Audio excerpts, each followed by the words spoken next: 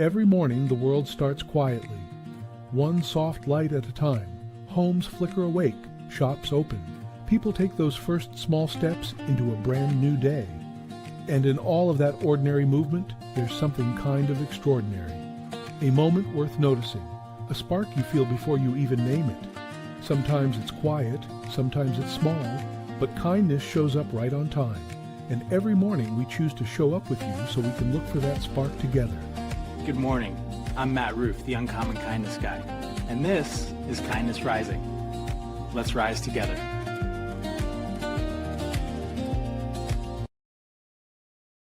Good morning, good morning, good morning. And let me ask you something. Have you ever been part of something that finally worked? The systems are in place, the team knows what they're doing, customers understand the product, and the chaos of the early days is gone. But suddenly everything feels stable, predictable, efficient. Welcome to the maturity stage, a stage I don't know very much about in my life. I like to keep it light, but guess what? I'm talking about the business cycles, the business stages, and when we achieve maturity. Welcome again into Kindness Rising. I'm Matt Rouff, the Uncommon Kindness Guy. I come here every weekday morning, 7:30 a.m. Eastern, to get you up with a little hope, humanity, and heart, no matter where I am coming in from. And today I am coming in from a remote location. My first broadcast, my first one from a remote location outside of the Fox Den. I am glad to be here. I am in Rochester, New York with my sister at her home because my family is here. Both of my kids are here in the Rochester area right now. And so I am visiting and brought my little podcast studio along with me. Welcome into Kindness Rising. If you're out there in the community, when you're out there in the community, let me know, say hello, and we'll get it going. We'll get it going. All right. Good morning. Good morning. Welcome to Kindness Rising, your morning dose of hope, humanity, and heart. We are talking today, finishing up our series on the business cycle when we've achieved maturity, something that we know very little bit about here on Kindness Rising. Actually, we know a lot about it in terms of business maturity, even though we keep it light and fresh, maybe a little immature around here. And I'm coming in from Rochester, New York. Like I said before, this is my first time outside of my main studio, set up here at my sister's dining room table to get us up and get going. There we go. Sometimes it takes just a minute when you're not where you fucking be. I knew I'd be here, planned for it, glad to be here. And we're talking about the maturity stage, where organizations become highly efficient, systems get defined, roles get defined, and companies understand its customers at that point, right? From outside, maturity looks like success, and in many ways it is, right? You've achieved what you wanted to achieve. But this is the stage where companies start to become leaders, right? They've matured, they are leading the world in their area, and people are following behind. But it also can bring a very, very dangerous problem with it for businesses, and that is comfort, getting comfortable, too comfortable. I'm Shane from Stardew. I don't know what that means, but okay. That's hysterical. Dragon Saki, welcome in. Yeah, we'll talk to anybody here. Mike Sullivan, future life coach. I know you come here every weekday morning, 7:30 a.m. Eastern, getting up and getting going together. Dragon Saki. I don't know anything about Stardew. I hear about it, but I don't really know what it's all about. Okay, Anyway, I am talking about the business, uh, the business cycle. Yeah, yeah. And the problem we get when we get too comfortable with stuff. Systems that mature, they make maturity successful. They can eventually slow your innovation. You got to make sure that you keep that curiosity lit. And when success becomes predictable, risk taking can disappear, and organizations start protecting their past instead of looking to the future. Good morning, Roseanne Rouff. Yes, and family. You're just not in it. I'm just not in it. Yeah, I don't know. I'm not in it. Dragon Saki. Yes, Mom, I am here at your other child's home doing kindness rising thing that I do every morning, no matter where I am.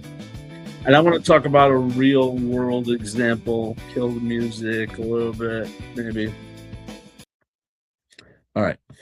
Talk about a real world example of maturity turning into complacency. I think we're all familiar with the story. At least I know anybody who spent a Friday night in the 80s and 90s in their hometown, maybe even a Saturday night in the 80s and 90s. We didn't go to the drive-in movies like they did in the 60s, right? Or the movie theaters, actually, like we did in the 70s. We went to Blockbuster. It was a whole thing, right?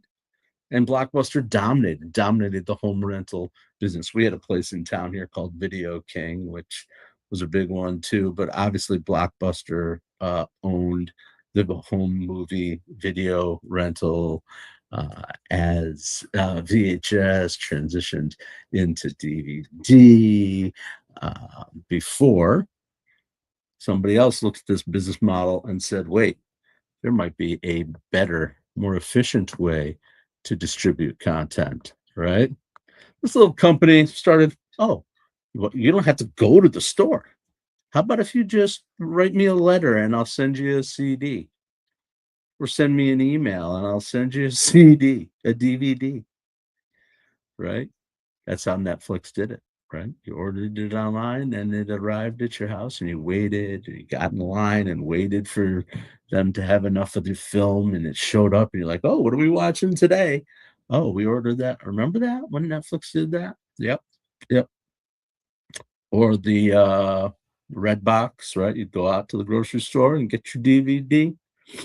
Well, maturity happened, right? And Blockbuster did not evolve, particularly Blockbuster did not evolve into the streaming world. And that's why Blockbuster doesn't exist anymore, except as a board game, a board game we actually have at our house. We played it last Christmas. It's actually kind of fun. The Blockbuster. It's a little card game, board game, all about trivia about movies. But and you can see I'm a little out of sync here because I'm coming in from an alternate location. And we are just winding down on a Friday. I am here to make my commitment to you to show up, get involved in the comments. We're taking it light, keeping it light today. I'm going to jump into maybe another tune.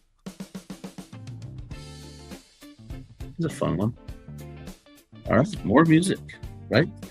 So we're talking about the maturity stage and making sure we push past it. But even in maturity can last for a long time. You always have to be looking for those innovations out there. But in that, for the business sense, maturity can last for a long time. And who are the people that work best in a mature stage company? You're talking about people who are true operators, understanders of systems, people who can optimize processes and build efficiency and quality into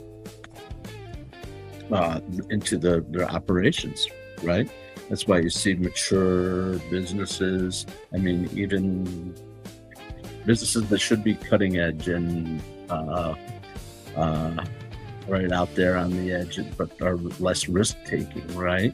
That are mature businesses. We're looking at things like healthcare, where I come from, and oil and gas, and all those infrastructure type businesses where the growth has happened, but now we need to focus on efficiency and quality. How can we improve becoming consistent? How can we serve our customers better? How can we make the organization even stronger and build our structure that keeps the machines running smoothly? The machines literally, in the case of manufacturing in other ways, and the machines in terms of people. Delusional liar. I'm a delusional liar. Ape City, what am I lying about to you? The game of life was such an impactful lesson for. Yes, it was. It sure was, Sully. I agree with you 100%. Absolutely. The game of life. The other one I really enjoyed was Payday. Remember that game, that board game? You'd go month to month and you'd have to pay your bills, and sometimes you'd get a bonus or something would happen. Life would happen. You could play as many months as you want. We usually played 3 months in Payday when we were playing Payday. But I know we would have marathons sometimes. 10 months, we're going to keep going. Anyway, that's my absurd story about the board game Payday. Played a lot of those in my day. As I'm navigating, he doesn't have a subject in his sentence. Right, Sully? Okay, that's fine. He doesn't have a subject in his sentence. It could be a bomb. Who the heck knows? Who knows? I don't worry about this stuff, but Sully, I appreciate that you're out there interacting and hanging out in the stream, always with us every morning, 7:30 a.m. Eastern on Kindness Rising. That is what we do. Yep, and we talk about our 6 strings of kindness. Our 6 strings of kindness that include kindness, balance, action, curiosity, self-awareness, and growth. And our subject today, maturity, I think that requires 2 of our 6 strings. First is balance, right? You got to balance that efficiency with innovation when you're in the maturity stage. Otherwise, you will atrophy and die. Too much structure, and you get stop being creative, right? Or too much chaos, and you can't make any progress. So that's the balance that keeps an organization healthy. And lastly, and secondly, self-awareness. Mature organizations, just like mature people, have to ask themselves, are we still evolving? Are we going in the direction that we want to be in? Are we still acting curiously, listening to the world around us? Because self-awareness keeps maturity from turning into stagnation. Absolutely.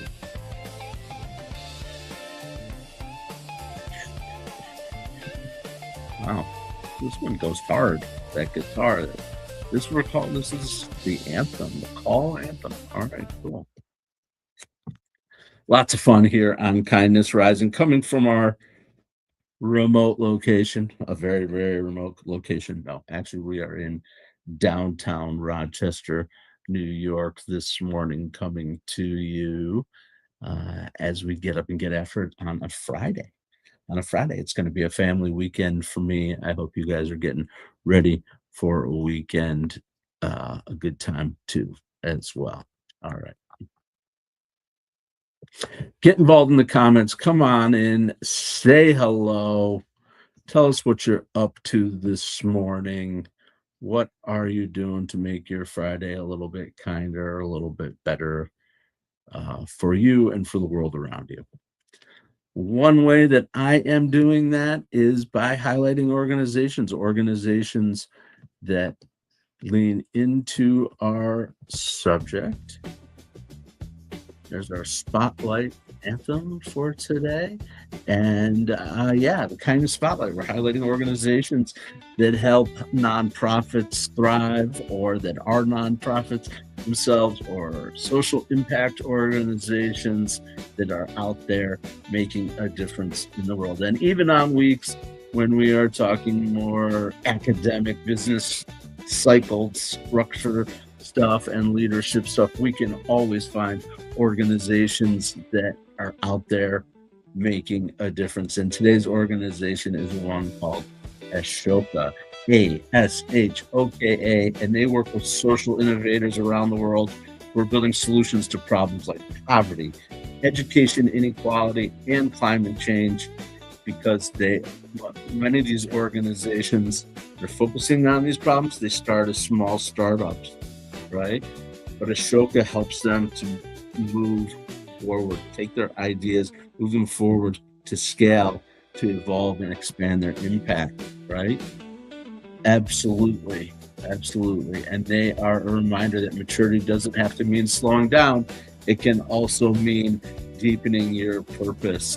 Absolutely. We talked earlier this week about Ben and Jerry's, right? They started on a $5 correspondence course about how to make ice cream.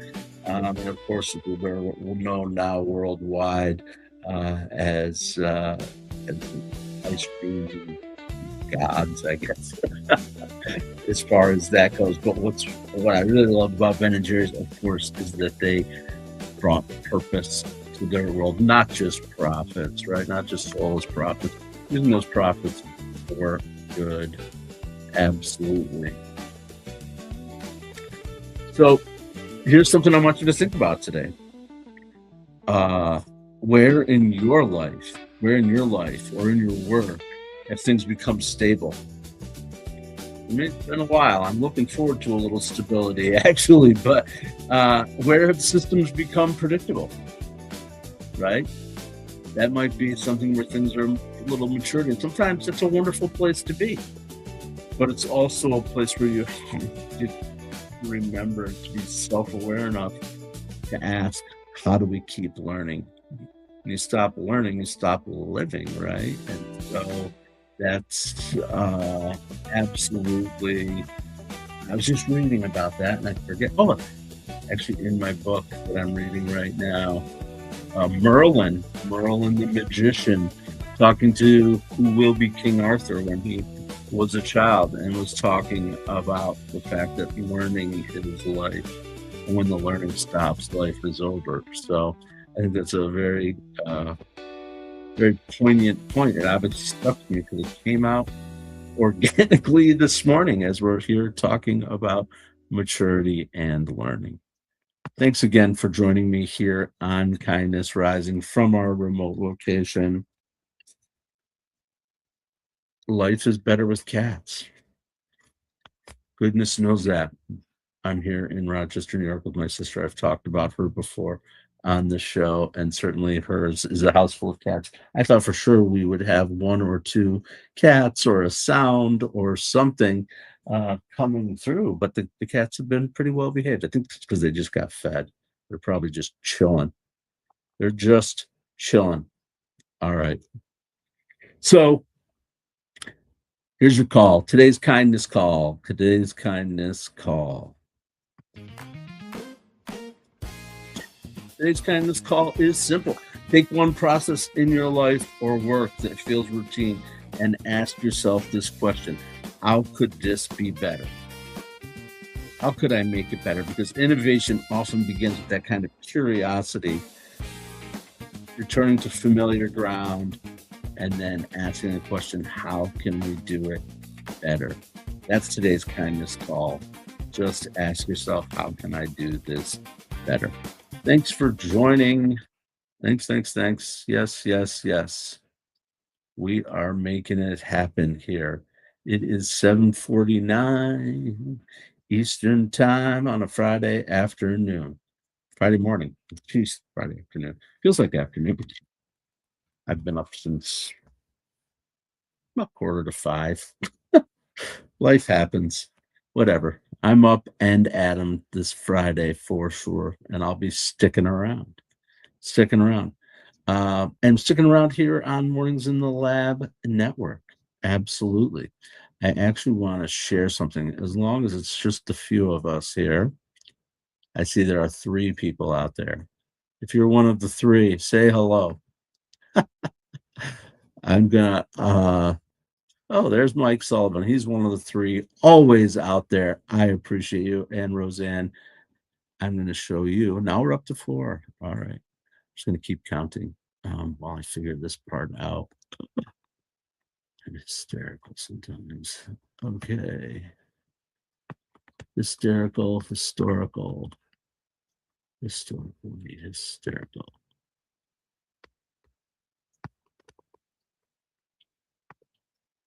Oh my gosh, there it is. There it is. All right. I can't see myself, but I think you guys can see that. Have I ever shared this with you guys before? I think I have, but I'm sharing it again. This is it. This is the landing page, the place to come for Mornings in the Lab, the Mornings in the Lab Network, MITL.network. Come check it out for sure. We're going to scroll. This is just giving you an idea of what the network is all about. Just like some of your other popular uh, popular platforms, it scrolls like that for the typical user, seeing all of our shows, all of our content, from our shorts to our full programs to the morning lineups and the shows. And you're going to be seeing more and more rows and rows of shows added as we go along here. That's the Mitel network, Mornings in the Lab network. But what's really exciting and what goes on behind the scenes is right here. What's happening in our studio? Mornings in the Lab is not just a show. It's not just a couple of shows. It's not just a handful of shows. It's a network, it's a platform, it's a full system for live morning conversations that build community, the format where people don't just watch, they show up, belong, and come back. That is absolutely the point. Um, so we are a live conversation system where people get a show, we get into the community studio. We're going to talk about that. We do live show production, interactive audience design, and companion community apps. Every show that joins us gets their app. Absolutely. So that there's more belonging. There's more belonging. That is what we want to talk about, right? And to show an example of companion app. I don't have one yet, but Mornings in the Lab has theirs, right? People can come in every morning to their show, shows the segments, what they're up to, places you can log in and say hello. That's what's coming up here for every single one of our shows. So that's that. Let's see.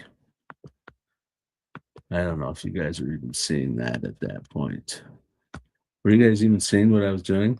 King Arthur story, another great story. Yes, yes, the King Arthur story. I'm going to bring that, Sully. I'm done sharing this. I'm going to pull this off. That was kind of a fail. It was a trial of something, trying to show the studio off. I got to figure out how to do it better for people. But that's what we're doing. We're building live. We're building our sales functions live too, and we've got uh, a few people who are coming to join us very, very soon. Very excited about that. Um, yeah, so it's amazing, unbelievable, the intersection of AI and human that is happening here on the Mornings in the Lab network. Come check it out for sure. For sure. Appreciate all of you coming and joining us. And again, the whole premise, the whole idea of the Mornings in the Lab network is to get people up and get started in the morning. How much junk is out there? I was just scrolling this morning because I woke up early. I'm like, let's see what's out there. I'm on LinkedIn because that's a place where I spend a lot of time meeting people and networking during the day. But in the morning, it is just all sludge and junk that comes through that. But people sit there and they go scrolling through their feed anyway and looking through that junk because it's just mind numbing. Why not join the Mornings in the Lab network? Start the conversation if you want to have your own show, or at least get involved in the conversation in the chat and get your morning started with a little bit of community, a little bit of support, some fun along the way. We're going to have lots of different shows starting with lots of different vibes. Pick your vibe, get involved. But make sure you keep coming back here to Kindness Rising. We think we have a lot of value to offer to everybody in the world. Mornings in the Lab with Keith, John, and friends, the R-rated experience that is all about conversation and leading the way, and just might be a little bit of a mind game a little bit, because you look at these guys and you go, what are these guys going to be talking about? And then all of a sudden they're talking about their families, and they're talking about their experiences and learning and growing. And that's what we're doing here on Mornings in the Lab network. We get up and we talk about those things. Check out Cheryl Raphael Whitaker too. She is out there with It Starts With Joy on Wednesday mornings at 8:30. We've got Jason Hewlett, who's our only non-morning show, but that's okay because he shows up every week on the Jason Hewlett Show at 5 p.m. on Thursdays. Check him out. And you can always, we'd love it when you come and join us live, but you can always, always, always go to mitl.network, mitl.network, and check out the content that we have for you to help you. Is that going? I don't know. I tried. There we go. There it is.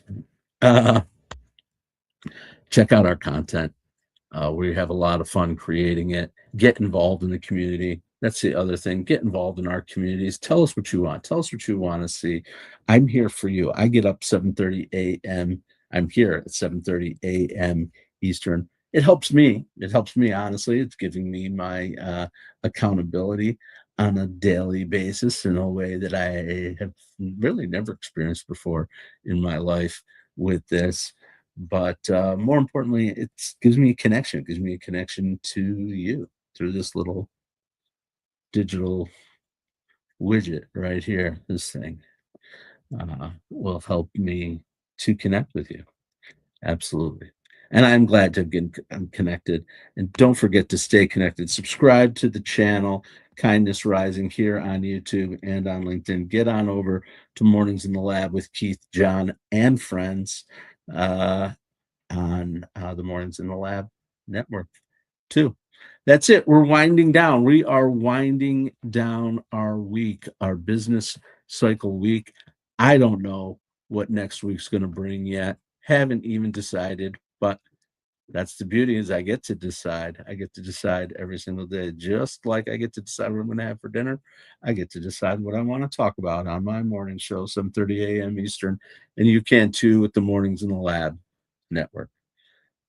But as we wind down, I just want you to remember, getting back to that business cycle conversation, maturity is not the end of the cycle. It's the moment where success becomes sustainable, but it's also the moment where organizations must stay awake, because the systems that created success, they have to continue to evolve. Otherwise, that next cycle of renewal, reinvention, and growth will never come. Business atrophies, and we will lose it. We don't want to do that. We want to grow. So anyway, I appreciate that you came out with me here in our remote location in Rochester, New York. It's time now to get on over to Mornings in the Lab with Keith, John, and friends. I appreciate you all. I'll see you Monday morning, 7:30 a.m. Eastern. And until then, stay uncommon and stay kind. What if your mornings could be inspiring and ridiculously fun? Kindness Rising isn't just a show, it's a full wake-up vibe. It's freaking fun, people. Yeah, man, it's got real get-after-it energy. I love it. Wake up with Kindness Rising. I help purpose-driven people grow their impact. 5-ingredient recipe to help you build your personal brand. Get out there and take kind action. If it's live, they'll feel it. On Kindness Rising, we bring you proven strategies and fresh ideas you can actually use. If you're not failing, you're not trying. Exactly. Fail fast, rebound faster. You'll see the bloopers and the genuine connections that make kindness contagious. We sometimes get into a little bit of trouble. Pretty much my life made the list. You can trust what you see right here is honest, respectful, and uplifting. Social impact organizations, and we always talk about them. Try kindness. It's way cheaper than therapy. You just made my day.